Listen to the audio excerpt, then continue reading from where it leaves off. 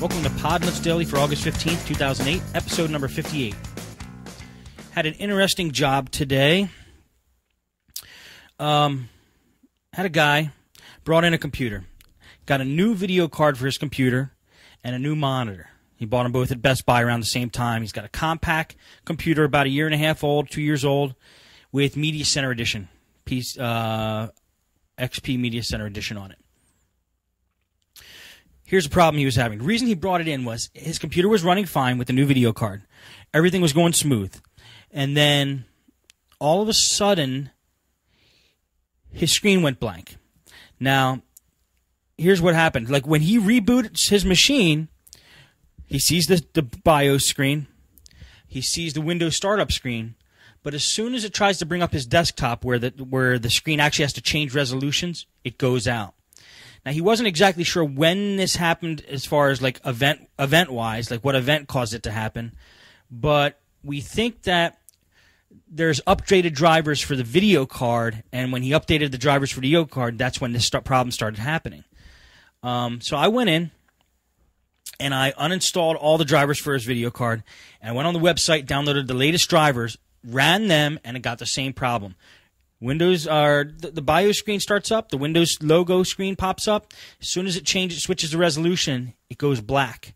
So I suggested to him maybe a Windows update came down the line, or maybe the graphics drivers for video card, the latest drivers, where there was a conflict somewhere. So I said, download all the latest updates, because he didn't install Service Pack 3 yet. I said, install Service Pack 3 and all the latest updates for Windows and try it out then. And then install latest graphics drivers for the video card. See, because we could do all this in safe mode, or we could do it with the onboard graphics, but we couldn't do it from the video card. So he could do all these things. He just didn't have his video card set up. And he did that, installed Service Pack 3, installed the latest drivers for his video card. It still didn't work. And that's where we're at right now. The type of video card, I think, is an XFX, I think it's called. XFX. It's an NVIDIA 8400 GS card. And we're having problems with that. All of a sudden, this started happening to him. His monitor seems perfectly fine. It definitely seems like a driver problem. Just don't know exactly where it is. I also switched in the BIOS. There's an option to switch from video PCI to video PCIe, and it's a PCIe card. And I think that just forces the video to always come out the PCIe slot no matter what's happening. We tried that, still same problem. So don't know what's going on with that. I'm going to find out probably tomorrow. If you have any ideas on that, give me a buzz or send me an email. Okay, I had a compact laptop, probably like a 3-year-old compact Presario laptop. One of those silver ones. They're completely silver with the black top, and they're like square looking. I think it's the V series, like the V2000 series or something like that. This computer had Vista installed on it, so it was upgrade to Vista. And the problem with this computer is every time you went to power it down, the updates would keep going, and it wouldn't finish the updates. I think I talked about this yesterday. Well, today, my dad was working on that system. He started it up in safe mode. After starting up in safe mode, Windows went ahead and installed all the updates that it was trying to install before in normal mode. By the way, we did try Dial-A-Fix, but Dial-A-Fix doesn't work in Vista yet. And I don't know if the developer, I've heard he's kind of quit the business. I don't know if he's going to keep developing for that.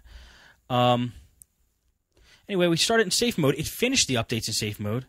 And then we went ahead and installed Service Pack 1 for Vista and ran that. And after we installed Service Pack 1, we started it up.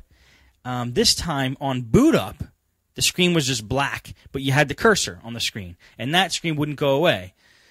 So we rebooted the system, and everything seemed to correct itself after that. We rebooted it like 5 times after that, and everything seemed to be corrected. So, I don't know exactly what fixed it, but I guess my stable data in this whole thing is, if Windows Updates is giving you a problem, just manually install the updates or install on safe mode, and just keep installing updates until you got to the latest one, and then see if the problem still exists.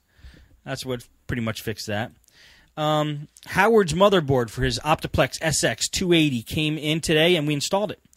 Now, I'm bringing this up because motherboards on Dells are kind of tricky. The desktops Dells, they're like the dimensions, they're no problem. But you know how Dell makes like small versions of like their the Optiplex small form factor versions, or they even make a couple dimensions small. Dell loves to do this, and it's going to save you time if you follow this advice. When you go to replace the motherboard, don't go ahead and unscrew all the screws on the motherboard, because usually on the small form factor computers, those motherboards are basically sitting on a tray, and the whole tray slides out, and the tray usually has other items attached to it, like all the ports and stuff like that. And you can just pull the tray out in one shot.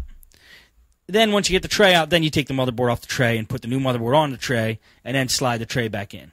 But you might find you unscrew all the motherboard. If you do it the other way around, you might find you unscrew all the screws from the motherboard, and then you go to pull out the motherboard, and because the motherboard's on a sliding tray, it won't actually come out. So just be alert that those Dell motherboards, usually the small form factor versions, are on a tray, and that tray usually comes off with one screw is holding the tray in. Usually you unscrew that one screw, and then you pull the tray right out, do whatever you want with it, put the new motherboard on, or fix or install something, and slide the tray back in. I found a new way to apply thermal grease, which I thought was pretty clever. Because I hate getting that crap on my hands. This is the thermal grease for the CPU. When you're replacing a processor or putting a new fan on, you want to like re-grease the processor. Sometimes it gets all over your hands if you don't do it right. And the best way I found to do it was what I've read is you take like a bag, like a plastic bag, and you put it over your finger so the bag is covering your finger, and then you like smear the grease all over the processor with the bag over your finger. Well, that's fine, but I found an even better way. As I take a piece of Scotch tape, and Scotch tape, if you put it right over your hand like this way, straight across, it makes like a flat surface. And you just take like if you can see on the video, let me try to do this without making hands too big. Like if this is the top of the processor, you got the tape on your hand, you just you slide it like that. And the Scotch tape on your hand stops the grease from getting through, and it's like a nice flat surface. Just one little thing of Scotch tape right over your finger. I'm going to use that tip from now on. It seems to be working pretty good. Had another computer that came in with Aries. Have you guys ever heard of Aries? I think it's a file sharing program similar to LimeWire. Be alert for computers you see with Aries. They probably are doing file sharing and may have viruses. Whenever I see LimeWire and Aries and those kinds of things on people's computers, I remove them. And I tell them when they come in, look, the reason you got this virus is probably because you were downloading something with LimeWire, and you shouldn't use that program because you're prone to get viruses. And I've never had a complaint from any of the customers like, you removed my LimeWire?